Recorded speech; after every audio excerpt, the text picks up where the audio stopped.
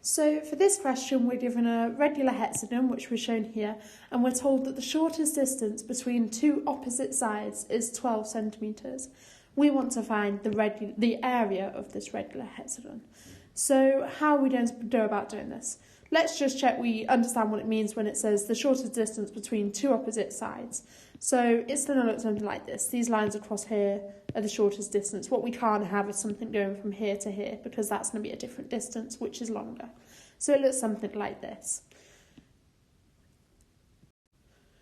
It would also be a good thing to notice now that we know what this angle is, because this is the angle in the internal angle of a regular hexagon, which we know is 120 degrees.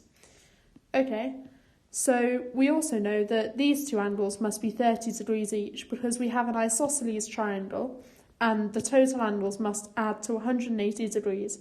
So these angles are equal and add up to 60 degrees, so are 30 degrees each. So let's have a closer look at this triangle and see if you can work out, using this triangle, what the side length of the hexagon will be.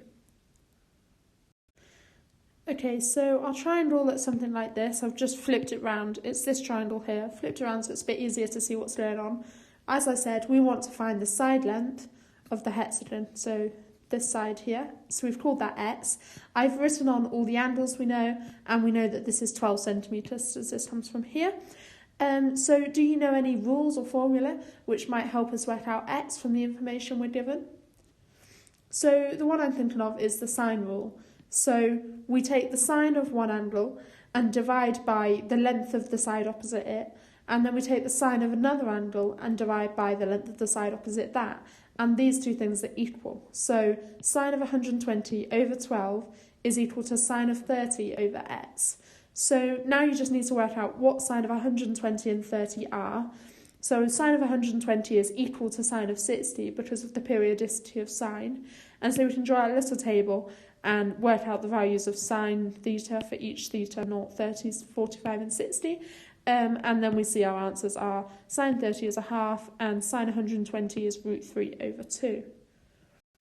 So let's substitute those in. So we get root 3 over 2 times 12 is 24, and a half times 1 over x, so 1 over 2x like this. And now we can work out what x is, quite straightforward. So have a go at doing that now. You should have found that x is equal to 12 over root 3. So this is the side length of our hexagon. So this side, because it's a regular hexagon, all the side lengths are equal. So each one is 12 over root 3. So could you use this to break the hexagon down into smaller shapes to work out what the total area would be? Pause the video and have a go at doing this now. So let's have a think about how we could break the hexagon up. We have a rectangle in the centre here, and we know this length because we just worked it out, it's x, and we know that this is 12. So we could work out the rectangle, and then we could work out the two triangles on the end, add it all together, and that will give us the total area. So let's do that. We've just drawn a picture of what we just said. So we've got the hexagon is equal to the rectangle in the middle plus the two triangles on the outside here and here. Okay, so now let's work out what the areas of those things are. So the rectangle is 12x because we know this is x. And then we can use the formula for the area of a triangle, which is a half AB sine C. We've taken C to be 120 here. So we're doing a half times A and B are the same, they're both x, times the sine of 120. And we want two of those because we have this triangle and this triangle. So I've now substituted x into this here. So we got 12 times 12 over root 3, which is 144 over the root 3. And 144 over 3 times root 3 over 2 over here. So let's simplify that down. And that becomes 72 root 3.